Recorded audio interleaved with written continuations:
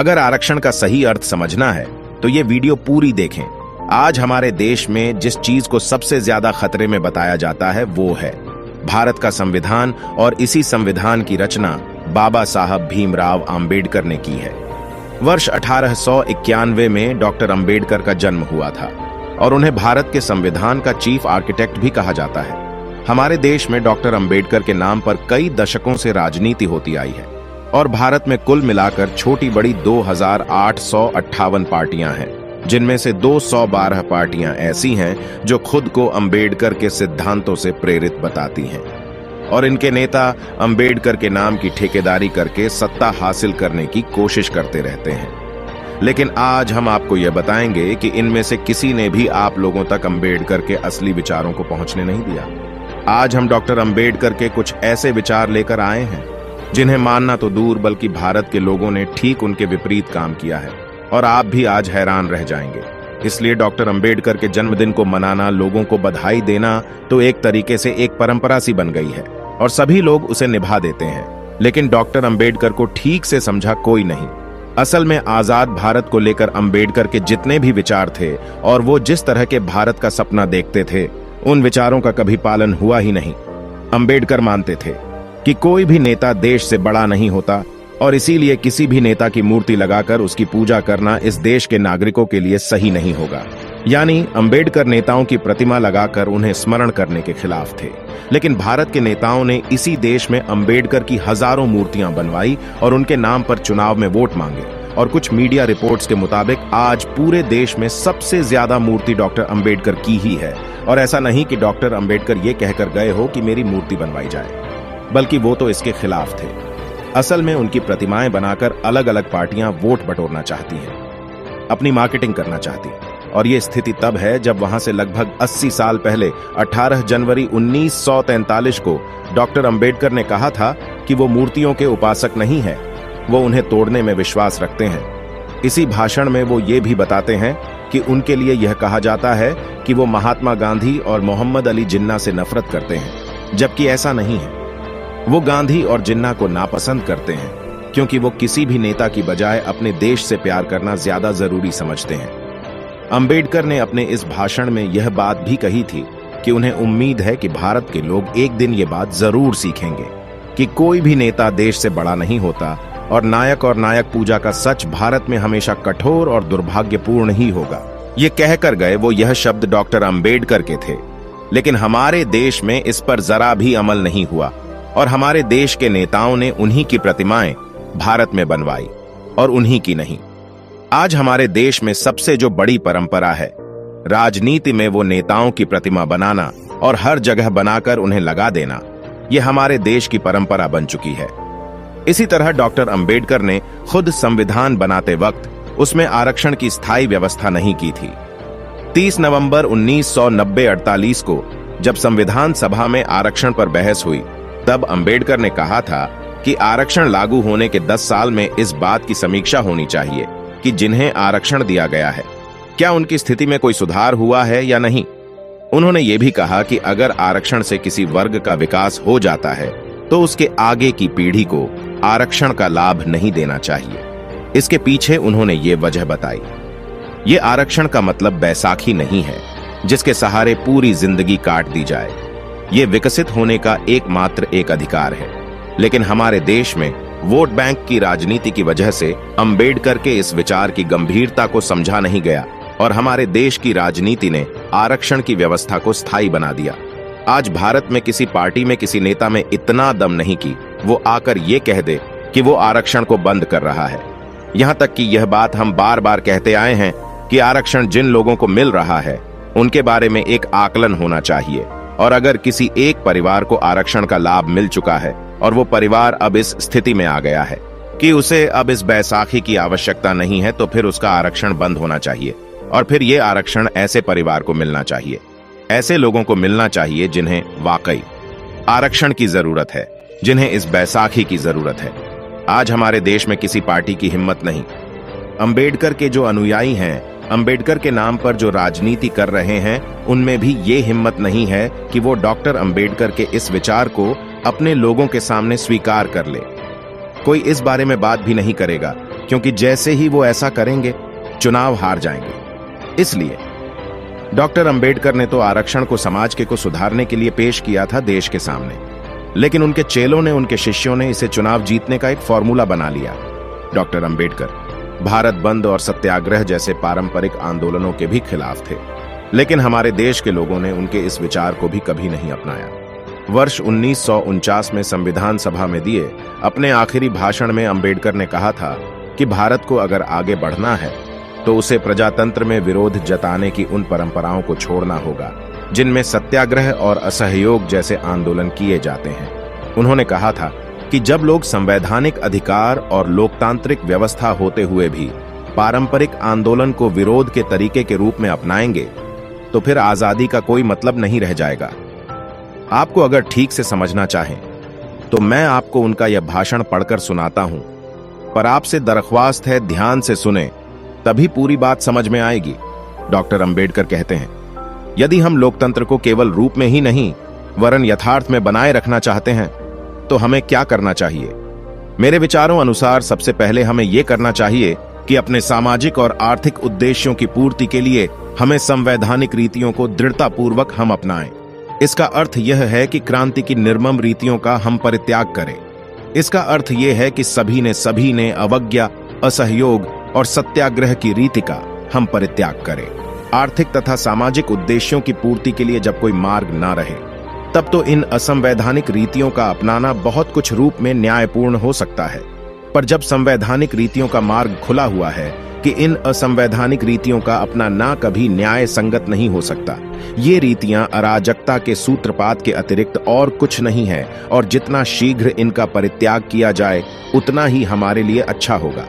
ये बात डॉक्टर अंबेडकर ने इसलिए कही क्योंकि उनके मुताबिक जब इस तरह की सविनय अवज्ञा का जो दौर चल रहा था, असहयोग आंदोलन चल रहा था, सत्याग्रह चल रहा था, यानी इस तरह के जो विरोध प्रदर्शन जो होते थे, ये जब तक हम गुलाम थे, दूसरा देश हम पर शासन कर रहा था, यानी अंग्रेज शासन कर रहे थे, हम गुलाम थे, हम अपनी आजादी के लिए लड़ रहे थे, तब तक ये सत्याग्रह, ये धरने प्रदर्शन, ये हड़ताल, ये सारी जो चीजें हैं, ये भारत बंद, असहयोग आंदोलन, तब तक तो इसके लिए कोई जगह थी, क्योंकि हम किसी विदेशी ताकत के खिलाफ लड़ रहे थे और उससे हम असहयोग करना चाहते थे। लेकिन जब हमारा देश आजाद हो चुका है और जब हमारे देश में एक संविधान बन चुका है, हमारे देश में नियम कानून बन चुके हैं, और वो भी हमारे देश के लोगों ने बनाए हैं, हमारे अपने नेताओं ने बनाए हैं, हमारी अपनी चुनी हुई सरकार ने बनाए हैं, तो फिर हम अपने ही देश के संविधान के खिलाफ, अपने ही देश की व्यवस्था के खिलाफ असहयोग कैसे कर सकते हैं? उसके खिलाफ आंदोलन कैसे कर सकते हैं?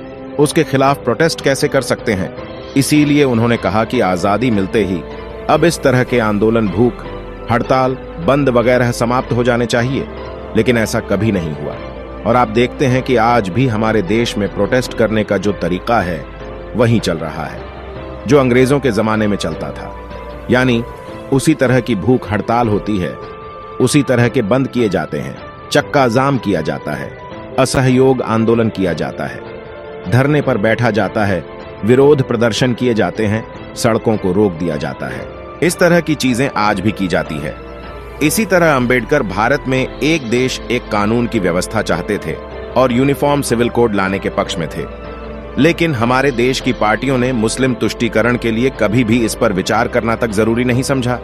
23 नवंबर 1990-48 को संविधान में यूनिफॉर्म सिविल कोड पर जोरदार बहस हुई थी, जिसमें एक प्रस्ताव रखा गया कि सिविल मामलों के निपटारे के लिए देश में एक समान कानून होना चाहिए या नहीं।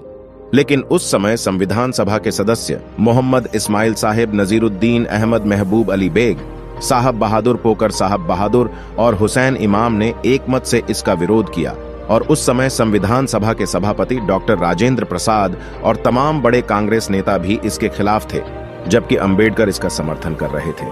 और उस दिन उन्होंने संविधान सभा में कहा था कि रूढ़िवादी समाज में धर्म भले ही जीवन के हर पहलू को संचालित करता हूं, लेकिन आधुनिक लोकतंत्र में धार्मिक क्षेत्र अधिकार को घटाए बगैर असमानता और भेदभाव को दूर नहीं किया जा सकता। सोचिए डॉक्टर अंबेडकर कितने दूरदर्शी थे। उन्होंने 74 वर्ष पहले ही ये कह दिया था कि अगर देश को एक समान कानून नहीं मिला तो देश के सामने ऐसी खतरनाक स्थिति पैदा होगी जो आज हमारे सामने है।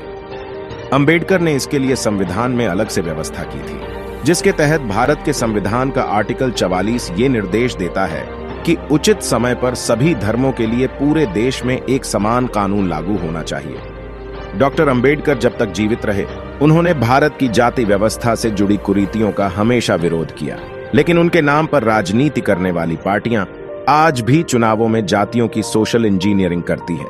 आजकल आपने देखा होगा, भारत की राजनीति में सोशल इंजीनियरिंग शब्द का बड़ा प्रयोग किया जाता है और नेता बड़े फख्र से बताते हैं कि हमने सोशल इंजीनियरिंग कर दी।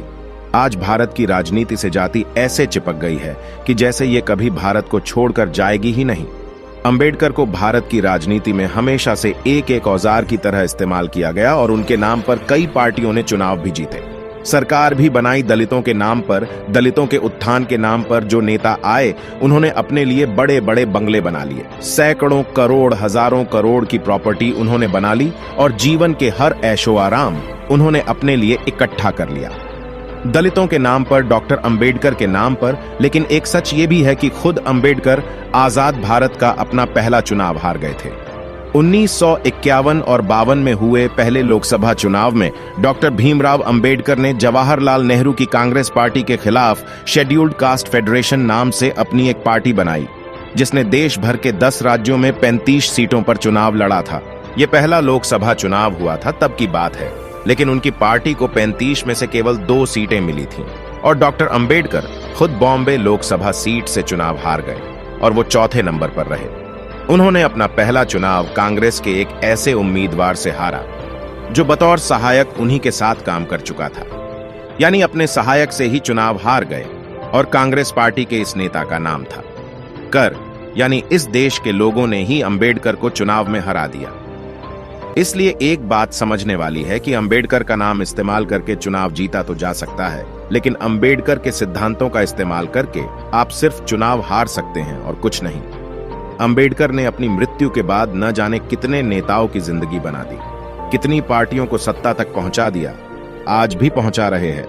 कितने वोट उनको दिलवा दिए, लेकिन वो खुद चुनाव हार गए। इसलिए हार गए क्योंकि उनके जो विचार थे, उनके जो सिद्धांत थे, वो सही थे, वो सच के साथ थे। और हमारी जो राजनीति है वो झूठ पर खड़ी हुई है, धोखे पर खड़ी हुई है, जिससे पता चलता है कि उस समय भी हमारे देश के बहुत सारे लोग अंबेडकर को एक नेता के तौर पर तो पसंद करते थे, लेकिन वोट उन्हीं पार्टियों को देते थे जो मुस्लिम तुष्टिकरण की राजनीति करती थी। भीमराव अंबेडकर देश के पहले कानून मंत्री भी थे, लेकिन वर्ष 1951 में जब जवाहरलाल नेहरू ने हिंदू कोड बिल वापस लिया तो अंबेडकर ने मंत्री पद से इस्तीफा दे दिया था और बाद में कांग्रेस को भी छोड़ दिया था। यह बिल 1951 में पेश हुआ था, जिसके तहत हिंदू धर्म में विवाह, संपत्ति के बंटवारे और महिलाओं को तलाक का अधिकार सुनिश्चित किया गया। उस समय बहस इस बात पर थी कि केवल हिंदू धर्म के लोगों पर ही इस तरह का कानून क्यों थोपा जा रहा है। जब देश धर्मनिरपेक्ष है तो मुसलमानों के लिए ऐसा कोई कानून या बिल क्यों नहीं लाया गया। ये सारी बहस पहले आम चुनाव के समय हो रही थी, इसलिए नेहरू ने इस बिल को टाल दिया, ये सोचकर कि इस पर कुछ भी अगर करेंगे तो चुनाव में नुकसान हो जाएगा। यानी हमारे देश में शुरुआत से सरकार कोई भी फैसला जब लेती थी तो चुनावों को ध्यान में रखकर लेती थी। और इसी से नाराज होकर अंबेडकर ने कानून मंत्री के पद से अपना इस्तीफा दे दिया था।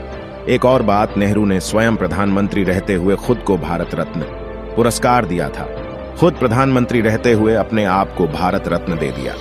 इंदिरा गांधी को भी प्रधानमंत्री रहते हुए वर्ष 1971 में भारत रत्न मिल गया था और इसी तरह उनके बेटे राजीव गांधी को उनकी मृत्यु के 2 साल के बाद ही 1991 में मरणोपरांत भारत रत्न मिला।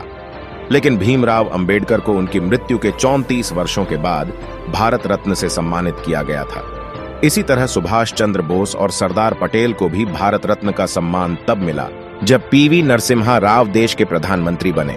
आज हम आपसे यही कहना चाहते हैं कि डॉक्टर अंबेडकर को असली श्रद्धांजलि वहीं होगी, यही होगी कि हम उनके असली विचारों का, उनके असली सिद्धांतों का अनुसरण करें, क्योंकि अंबेडकर के विचारों को ना मानना, उनके विपरीत काम करना उनका सबसे बड़ा अपमान होगा, जो कि हमारे देश के तमाम नेता, उनके नाम पर राजनीति करने वाली पार्टियां और उनके जो अपने आप को उनके अनुयायी बताते हैं, वो सब एक तरीके से डॉक्टर अंबेडकर का दिन रात हर रोज अपमान कर रहे हैं।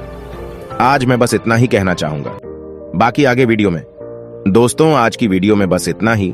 इस चैनल पर मैं सिर्फ बाबा साहेब के जीवन से जुड़ी छोटी बड़ी सभी जानकारी लेकर आता रहता हूं।